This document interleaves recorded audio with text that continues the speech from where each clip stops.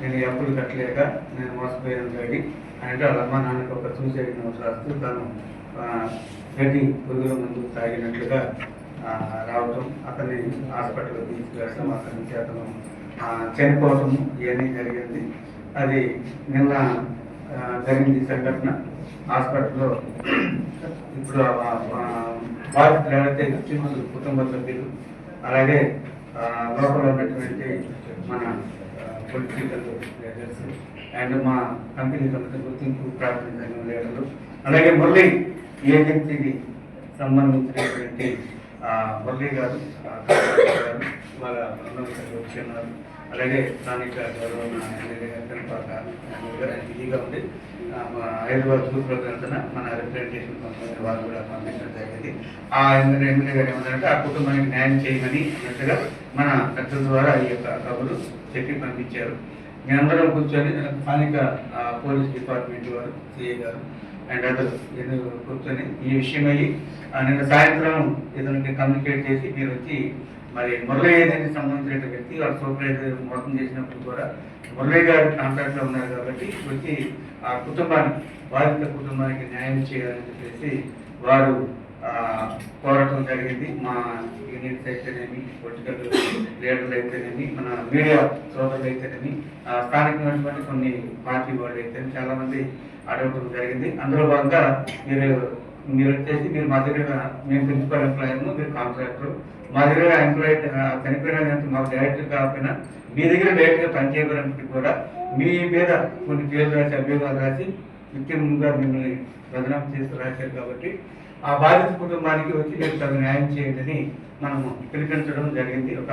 మీరందరూ కూడా సింగరేణిలో ఇతను కాంట్రాక్టర్ కాబట్టి మురళి గారు మీరు ఆయన పిలిపించి మీ తరఫున వారికి పిలిపించి వారి ద్వారా మీరు న్యాయం చేయబట్టండి అని అటు మీ అందరి యొక్క విజ్ఞప్తుల మేరకు మేము వీరిని పిలిపించడం జరిగింది. సింగరేణి యాజమాన్యం సంబంధిత కాంట్రాక్టర్ గారిని వారు ఇప్పుడు ఈ సాయంకాలం సమయంలో వాళ్ళు ఇప్పుడే ఏంటంటే వచ్చారు ఒక 2 hours బ్యాక్.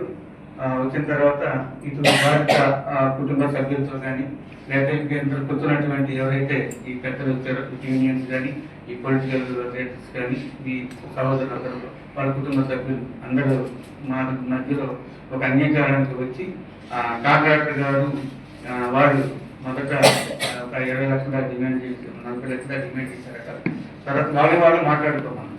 మధ్యటువంటి మార్గంగా డైరెక్ట్గా సింగరేణి ఇక్కడ ఇన్వాల్వ్ కాదండి, ఓన్లీ మా దగ్గర పనిచేసిన కాంట్రాక్ట్ కాబట్టి వారితో మాట చెప్తానటువంటి కోణంలో చెప్పి వారు మేము తీసుకోవాలని చెప్తే మధ్య మార్గంగా అటు ఇటు లాట్ ఆఫ్ డిస్కషన్ అయిన తర్వాత ఒక 15 లక్షల రూపాయల డబ్బులు పే చేయడానికి సంబంధిత కాంట్రాక్టర్ గారు దానికి అడగవలసిన జరిగింది. మరి మా వారి కుటుంబం వాళ్ళు అడిగారు, సార్ అతను డబ్బులు లేదు, ఏదైనా దానికి సంబంధించి వాళ్ళకి ఏదైనా తీసుకెళ్ళంటే సింగరేణి యాజమాన్యం తరఫున పైన మేము మాట్లాడాం, మా వాడితో మాట్లాడిన తర్వాత సింగరేణి యాజమాన్యం తరఫున ఏదైనా కాంట్రాక్ట్లో ఆ విక్టిమ్ బాధిత సర్వీస్ ఎవరికైనా ఒకరికి మేము కాంట్రాక్ట్ ఎంప్లాయ్మెంట్ ఒకటి ఇవ్వటం జరుగుతుందని మేము తెలియపరచడం జరిగింది. దానిలో భాగంగా వాళ్ళు మరి మురళి గారు జరిగినటువంటి దాని మీద వారు సంబంధిత కాంట్రాక్ట్ ద్వారా మాట్లాడవలసిందిగా తెలియదు.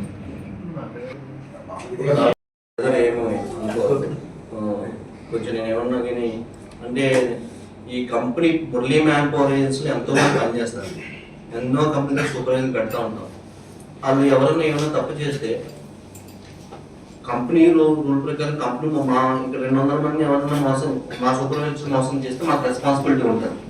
ఎవరు రోడ్డు పైన బయట వాళ్ళు మా సూపర్వైజర్తో టైప్ పెట్టుకుంటే అది మా రెస్పాన్సిబిలిటీ కూడా కాదు. అసలు నాకు తెలియదు అసలు నాకు తెలియదు కూడా. ఏం చేసిన 1.5 years తర్వాత తెలిసింది. ఇప్పుడు మీ సంస్థలో పనిచేసే వ్యక్తులకు సింగరేణి ఒక గైడ్ లైన్స్ ఇచ్చింది, పరుగు పందెం పెట్టి దాంట్లో ముందు ఎవరైతే ఉన్నారో దాంట్లో తీసుకోవాలి. మరి దీంట్లో రికమెండేషన్ల ద్వారాగా 16 మంది ఎలా జాయిన్ అయ్యారు? రికమెండేషన్ ద్వారా అంటే జిఎం గారికి రికమెండేషన్ ఎవరైనా చేస్తే ఇందాక నేను జిఎం గారిని కూడా అడిగాను, కొంతమంది ఎమ్మెల్యే గారు రికమెండ్ చేస్తే తీసుకున్నారు, ఇంకో ల్యాండ్ తీసుకున్నారు, ల్యాండ్ కాగితాలు చూపిస్తేనే తీసుకున్నారు. అయ్యే జరిగినాయి. ఇక్కడ మహా అయితే మేము పెడితే ఒక 10 మందిని పెట్టి ఉండొచ్చాము. మురళి గారు, నేను ఓపెన్గా చెప్తున్నా, మాకు రిలేటివ్ ఒక అబ్బాయి ఒక 3 నెలల కింద ₹1,00,000 ఒక వ్యక్తికి ఇచ్చిన, ఇందాక ఈయనే కూర్చున్నాడు ఆ వ్యక్తి. ఈ ₹1,00,000 ఇచ్చింది నాకు చెప్పడమే, నీకు ఎవరు తీసుకోమన్నారు ఈ డబ్బులు అని నేను ఎమ్మటి అడగడమే, ఇంటికి పోయి ఆ డబ్బులు ఇచ్చి వచ్చింది. ఇప్పుడు ఈ రోజు 3 నెలల కింద. ఆ వ్యక్తి ఎవరో నాకు తెలుసు. ఆ డబ్బులు ఇచ్చి ఈ డబ్బులు వసూలు చేసేది ఎవరో, ఎవరెవరు దీంట్లో పెట్టించిందో మొత్తం లిస్ట్ ఉన్నది మా దగ్గర. లేదని కాదు, నేను క్యూ గ్రూప్ ఇక్కడ వేకెన్సీ ఎట్లా నడిచింది అనేది నాకు పూర్తి అవగాహన ఉంది. మరి ఇంతమంది యువకులకు ఎందుకు వేరే వేసి ఈ డబ్బులు మీరు పెట్టిన మనుషులు ఇలా చేస్తుంటే మీరు ఇప్పటి వరకు ఒక ప్రాణం పోయేదాకా ఎందుకు స్పందించలేదు? సార్ ఇప్పుడు ఎవరు బ్రదర్ ఏం చెప్పారు, ఈ పంచాయతీ ఎందుకు పెట్టారు, పోలీస్ స్టేషన్కి వెళ్ళాలి కదా. నిజంగా మేము పోలీస్ స్టేషన్కి వెళ్దాం, మాకు సంబంధం లేదు. నా యజమానికి కానీ, మురళీ మ్యాన్ పవర్ ఏజెన్సీ కానీ, మురళీధర్ కానీ ఇటువంటి సంబంధాలు దేంట్లో ఇన్వాల్వ్ అవ్వలేదు. నాకు కూడా కొన్ని కంపెనీస్ ఉన్నాయి, కంపెనీ చూసుకుంటూ ఉంటాం, పైన లెవెల్లోనే చూసుకుంటూ ఉంటాం. సో నాకు సంబంధం లేకుండా ఏదైతే మీకు పేపర్లో రాసేసారు చేశారు, నేను పోలీస్ స్టేషన్కి వెళ్దాం అనుకున్నాను. అలా కాదు, మనసు చచ్చిపోయింది కాబట్టి సింగరేణిలో ఒక కాంట్రాక్ట్ ఉంది కాబట్టి మీరు రాండి అని చెప్తే నేను రాను కూడా చెప్పాను. కోర్టు నుంచి తెచ్చుకుంటాను, కోర్టులో చూసుకుంటాను కూడా చెప్తే మీరు రిక్వెస్ట్ చేస్తే, పోలీస్ డిపార్ట్మెంట్ రిక్వెస్ట్ చేస్తే నేను వచ్చాను.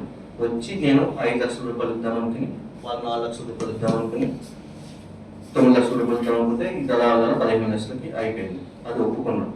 నాకు అది ఇన్ఫర్మేషన్కి సంబంధం లేదండి. రోడ్డు మీద ఎంతోమంది ఇప్పుడు 200 మంది 150 మంది ఎవరికి నేను దెబ్బతలు నా రెస్పాన్సిబిలిటీ, నేను నా బాధ్యత ఉంటుంది. నా సూపర్వైజర్ వచ్చి ఇక్కడ 200 మంది కాంట్రాక్ట్ రెస్పాన్స్ చేస్తాను, నా దగ్గర ₹1,00,000 తీసుకున్నాడు అనుకో, అది నా రెస్పాన్సిబిలిటీ. మరి బయట నాకు ముక్కు మొహం తెలియని వాళ్ళ దగ్గర తీసుకుని ఇచ్చినది కూడా తప్పేనండి.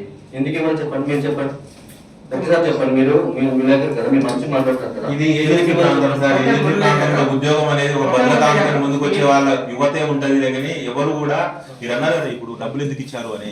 ఇక్కడ ఇది ఏజెన్సీలో ఉద్యోగం అంటే ఒక వరం లాగా వ్యక్తులు ఉద్యోగం వస్తుంది అంటే ఒక 10-20 ఇవ్వడానికి ఎవరు ముందుకు రాకుండా ఉండరు.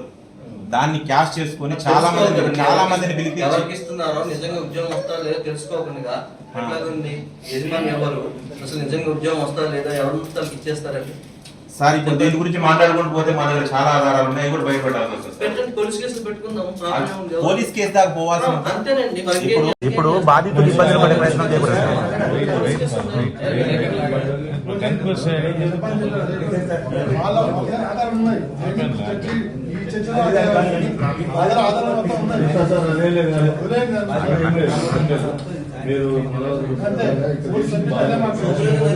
సరే ఇప్పుడు బాధితులకైతే మీరైతే వాళ్ళు ఇప్పుడు ఆ బాధితులకు మళ్ళీ న్యాయం చేసే అవకాశం ఉందా సార్? మళ్ళీ ఆ బాధితులకు న్యాయం చేసే అవకాశం ఉందా సార్? వీళ్ళు ఎవరి దగ్గర అయితే డబ్బులు తీసుకున్నారో ఆ బాధితులకి ఖచ్చితంగా ఓకే సార్. నా మీద ఉంటే నాకేమైనా డబ్బులు కొట్టి ఉన్నా నేను గ్రూపులు ఉంటే మాత్రం నా మీద కూడా పెట్టుకోవచ్చు. సరే సార్.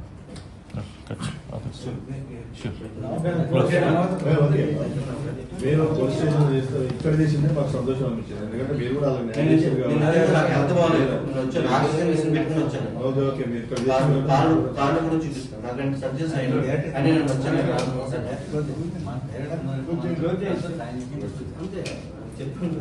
మానవ రోజులు సాయం చేసిన ₹9,00,000 నేను ఇస్తున్నాను. ఇప్పుడు ఈ రోజు ఆయన 4,00,000, తన 6,00,000 నెక్స్ట్ మంత్ ఇస్తానని చెప్పాను. 15 సార్. ఇప్పుడు 9 ఇస్తున్నారా? ఇప్పుడు 9 మళ్ళీ 1 మంత్ తర్వాత 1 మంత్ తర్వాత నేను ఇస్తాను. ఈ లీడర్స్ కానీ యూనియన్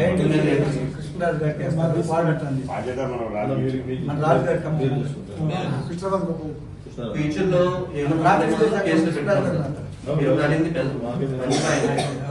ఫ్యూచర్ లో అలాంటిది జరిగితే కేసు పెట్టమనడం కంటే మన తరపు నుంచి ఏం జరగకుండా చూసుకుంటే అది ఇంకా సంతోషం సార్.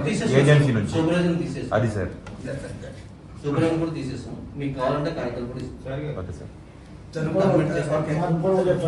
ఈసారి మళ్ళీ ఎవరైనా ఇలాంటి తప్పు చేస్తే మా సంబంధం మాట చెప్పండి. నాకు తెలవకంటే ఇవ్వకండి దయచేసి నాకు తెలవకుండా ఎవరు డబ్బులు ఇవ్వద్దండి.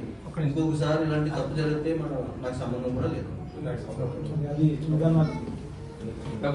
వీడియోలో ఫస్ట్ ఇక్కడ రిక్రూట్మెంట్ జరిగింది.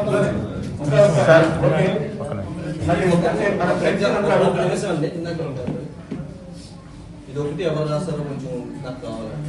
ఎవరు ఏమన్నా మాది చాలా ఏంటంటే నీకు పేపర్ ఏం పేపర్? ఏ పేపర్ కూడా లేదు.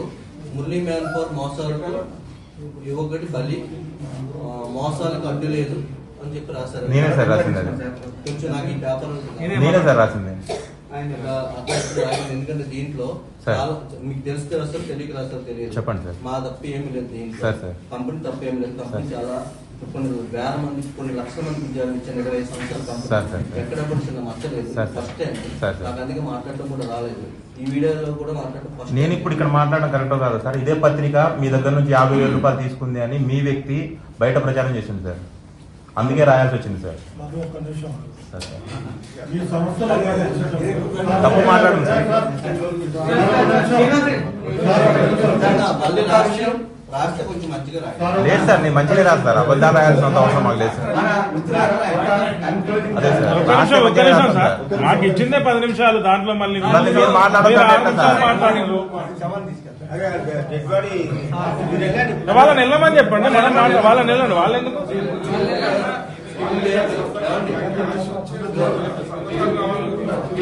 అమరేందర్ రెడ్డి నాకు ఎటువంటి కంపెనీకి నాకు ఎటువంటి సంబంధం లేదు. అమరేందర్ రెడ్డికి నాకు ఎటువంటి సంబంధం లేదు. ఇక మీద ఇంతకుముందు జరిగిన వాటికి సార్, ఇంతకుముందు జరిగిన వాటికి సార్, ఇంతకుముందు జరిగిన వాటికి సార్, ఇంతకుముందు ఆధారాన్ని కూడా ఎవరు ప్రూఫ్స్ ఉంటే కేసులు పెట్టుకొని అటువంటి వాటికి కూడా సంబంధం లేదు. ఇంకొకసారి ఇలాంటి తప్పు జరిగితే నాకు సంబంధం కూడా లేదు. నేను కూడా వీడియోలో ఫస్ట్ టైం మాట్లాడాను.